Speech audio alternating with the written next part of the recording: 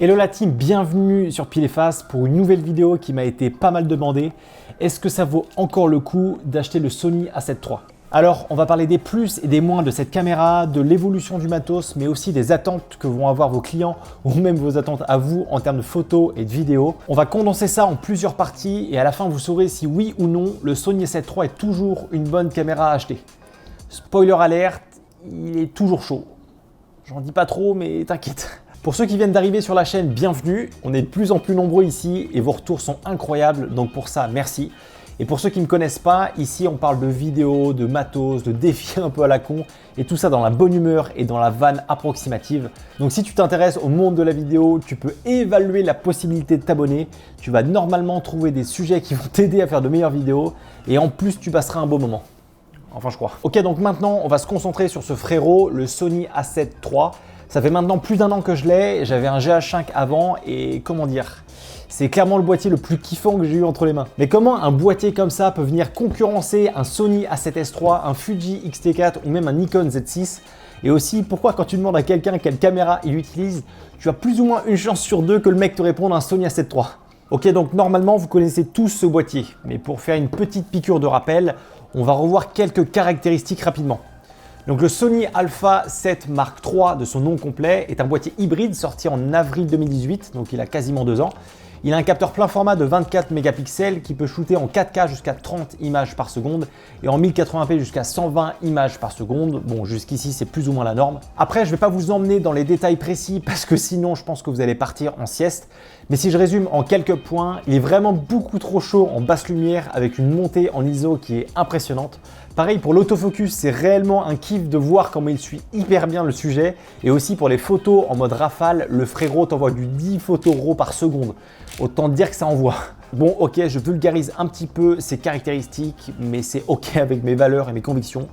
C'est juste que tout ce qui est technique et qui est poussé, ça m'intéresse pas tant que ça. Moi, je veux vraiment voir ce qu'il y a dans le beat, frérot. Là, montre-moi des photos, montre-moi des vidéos. En vidéo, déjà, je vais pas vous mytho, j'utilise ce boîtier à 99% du temps. Bref, tu l'auras compris, je l'utilise pour tout parce qu'il s'adapte à toute situation. En fait, il est assez passe-partout, donc je peux faire tous les plans que j'ai en tête avec des ralentis de très bonne qualité, bien crémeux, ou encore des rushs à 25 images par seconde, grave jolis. Bon, faut pas oublier que l'objectif est 50% du résultat final, quand même. Mais en vidéo, il tue de fou. Pareil, en basse lumière, c'est un des trucs cons, mais avant, avec mon GH5, quand je devais shooter le soir ou dans un endroit peu éclairé, comment dire que j'étais pas serein du rendu de la vidéo. Là, avec l'A7 III, tu te poses même pas la question, tu peux être tranquille sur tes montées en ISO. Et je m'en souviens de me dire que je m'en foutais un petit peu de cette caractéristique parce que j'avais pas du tout l'habitude de filmer de nuit. Mais en fait, quand tu as un boîtier qui te permet de shooter en basse lumière, ça te donne plein d'idées de plans à faire. Et c'est plus du tout une barrière. Pareil pour l'autofocus, étant uniquement habitué à shooter en focus manuel, quand je suis passé à l'A7 III, ça a clairement changé la donne. L'autofocus est excellent, ça saute pas, c'est très propre et ça suit exactement ton sujet. En photo maintenant, alors pareil que la vidéo, avec un capteur plein format, déjà ça te donne un beau flou d'arrière-plan qui se détache bien de ton sujet et c'est hyper satisfaisant pour l'œil humain. Ensuite, la possibilité d'activer l'autofocus sur l'œil, c'est hyper pratique pour être sûr que tes photos soient focus sur le visage de ton sujet. Évidemment, la montée en ISO et le plein format te permet de faire des clichés vraiment stylés que tu peux pas forcément faire avec toutes les caméras. Et aussi, c'est hyper pratique pour le mode rafale si tu veux être sûr de capturer un instant précis sans te planter. Écoute la rapidité du frérot. 20 photos en 2 secondes. C'est quand même pas trop mal. Les 24 mégapixels font bien plaisir aussi. Ça te permet de bien zoomer dans l'image si tu as besoin de recadrer ou même si tu veux sortir des photos en print. Il te faut un minimum de pixels parce que sinon ça va ressembler à une photo que tu as essayé de trouver sur Internet Explorer. On t'oubliera jamais, frérot. Mais heureusement, avec les 24 mégapixels de l'A7 III, t'es tranquille, tu peux bien zoomer dans l'image, ça passe crème. Si on parle de son prix un peu, on le trouve à moins de 2000 € boîtier nu, ce qui est certes une somme, mais en termes de rapport qualité-prix, on peut difficilement faire mieux. Surtout quand tu dis qu'il va encore bien durer dans le temps, c'est un investissement qui vaut le coup. Bon, après, il y a quand même des petits points négatifs, et d'ailleurs, on va en parler tout de suite. Alors, premier point négatif, il shoot ni en 4K 50 ni en 4K 100 images par seconde. Et quand on sait que ça va devenir la norme d'ici quelques années, ça peut freiner. Après, moi ça m'arrive de plus en plus de shooter en 1080p à 100 images par seconde et ensuite d'upscale à 200% sur ma timeline en 4K. D'ailleurs, je l'ai fait depuis le début dans cette vidéo et je pense pas que vous vous soyez rendu compte. Bon, après tu évites de faire ça pour tes clients, mais sinon pour le reste ça passe. Aussi, plus j'avance, plus je shoot en 4K 30 images par seconde et je ralentis après mes rushs à 80%. Ça me donne un petit rendu un peu plus doux, un peu plus smooth. Autre point négatif aussi, c'est le fait que tu puisses shooter maximum en 8 bits. Donc tu peux avoir des espèces d'artefacts pas hyper jolis sur ton image. Et moi je trouve ça assez dérangeant. Bon alors là, j'imagine que sur YouTube, je pense que ça va encore plus se voir. Mais en gros, vu que tu as que 16 millions de couleurs avec du 8 bits, quand tu as de gros dégradés, bah, ça peut se voir. Aussi, le débit vidéo max est de 100 mégabits par seconde. Donc pour de la 4K, c'est pas non plus de la folie. C'est en fait la rapidité d'écriture de ton boîtier sur ta carte SD. Donc plus tu as un débit élevé, meilleure la qualité de ton image sera. Après, ça permet de limiter la taille de tes fichiers et visuellement, tu as quand même une très belle image. Donc moi, je trouve que ça passe quand même. Ah oui, la science des couleurs aussi. De temps en temps, les teintes de peau sont un peu verdâtres avec les Sony et en particulier avec les modèles un peu plus anciens comme le Sony A7 III. Mais tu peux facilement le rattraper en post-production, donc moi perso ça me dérange pas trop. Le capteur stabilisé. Alors oui, il est stabilisé, mais c'est pas la meilleure stabilisation que j'ai connue. Vu que le boîtier est assez petit et qu'il a un capteur grand format, bah, ça laisse peu de place à la stabilisation du capteur.